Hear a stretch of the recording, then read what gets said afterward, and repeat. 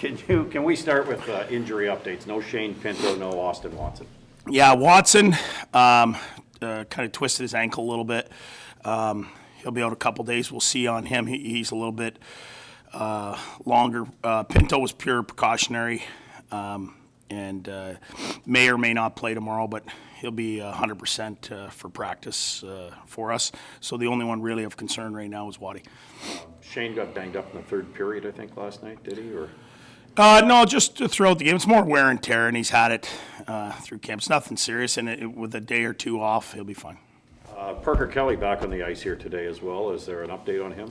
Yeah, Parker was more precautionary for him as well. Obviously, guy jumped him there, and we want to make sure he's a guy that we think is going to be an important part of our organization, for years to come. So we just wanted to make sure he was 100%, and I didn't see him after, but he looked good out there today. Your game last night gave you a little bit of everything. Did players do enough to make decisions a little bit more difficult for you heading into the weekend? Yeah. There were some guys that had good efforts. There were some guys that weren't as good.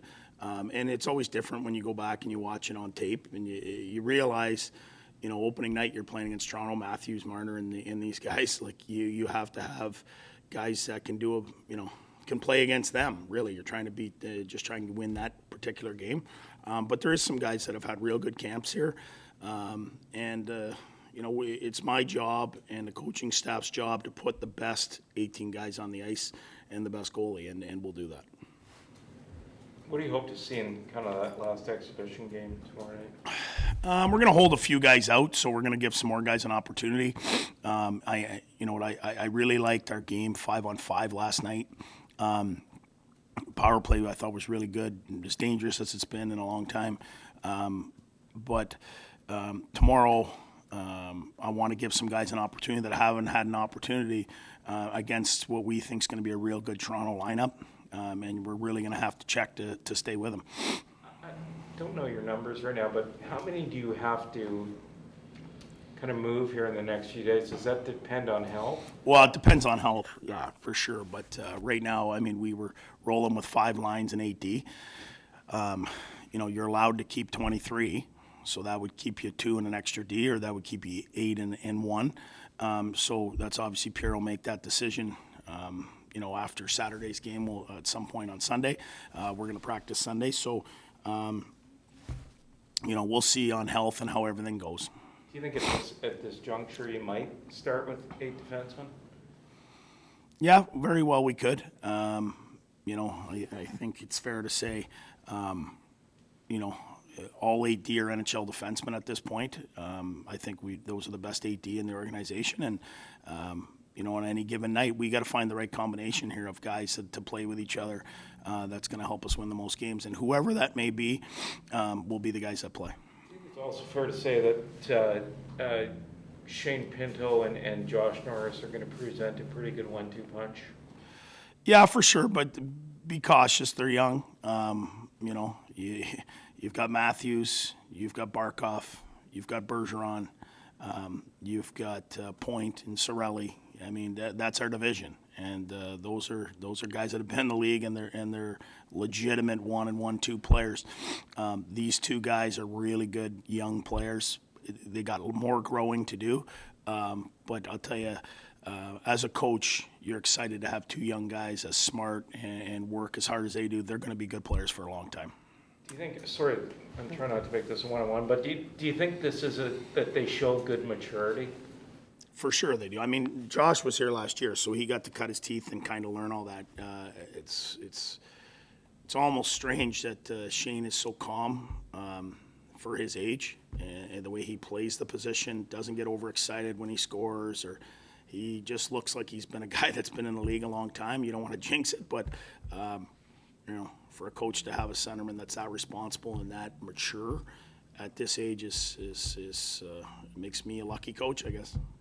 So just wondering, how do you go about making sure those guys, particularly, are in the best positions to succeed? You mentioned how good some other players are just in your own division alone. I know you got Chris Tierney there as a veteran guy to help out, but with White injured, it gets pretty thin past them. And how do you go about making sure they're not overexposed, I guess? Or do you worry about that at all? I do.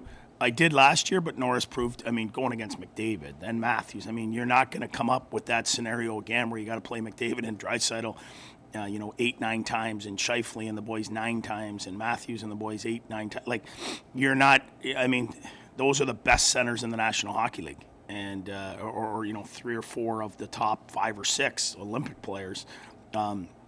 That Norris played against every single night, so I'm not as worried about him. Pintz looks like he can handle it, but I really like that line last night of Paul, Pinto, Brown. Nick Paul plays low and really can alleviate a lot of stuff for any center, especially one as responsible as Shane. So we'll see how he goes, and if we think it's too much, we'll back him off, but I haven't seen that yet. Just based on that, DJ, about Nick Paul, does that mean you're kind of leaning more towards keeping him on the wing rather than giving him a go at center? Well, he's a winger. I mean, tomorrow he's going to play center for me, just to have a look at it, because I'm going to hold some guys out.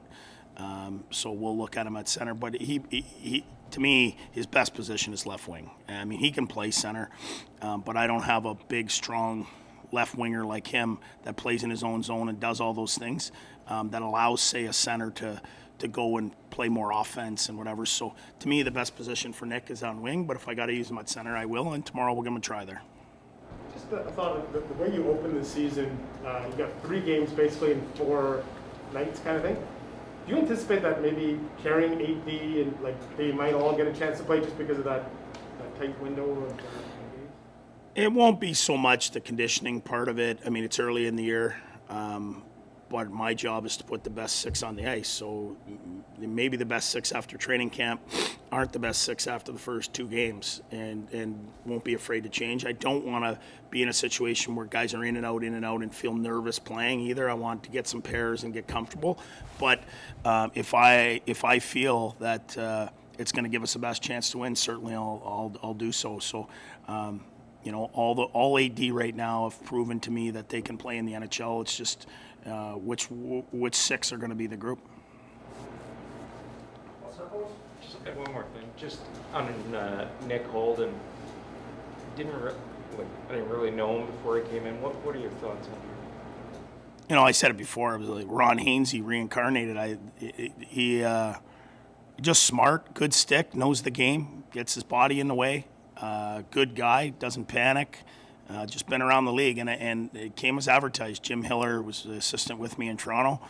Said he was his captain in junior and talked really highly about him when we traded for him.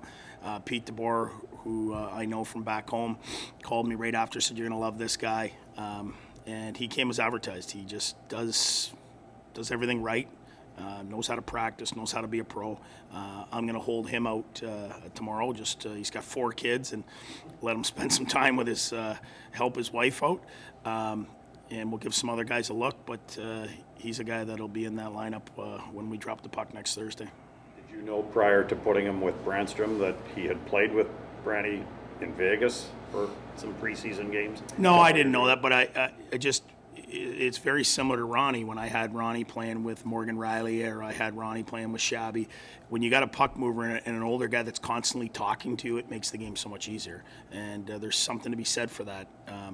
There's a lot of guys that are good players in the league, but when you get an older guy that talks to you all the time and tells you where to line up and does all these things, it makes the game so much easier for you. So, our management group did a good job bringing a guy in like him with young D. That certainly, when he played with Branny, you could see Branny played really well as well. Take nothing away from him, but an older defenseman sometimes just makes you feel more comfortable out there.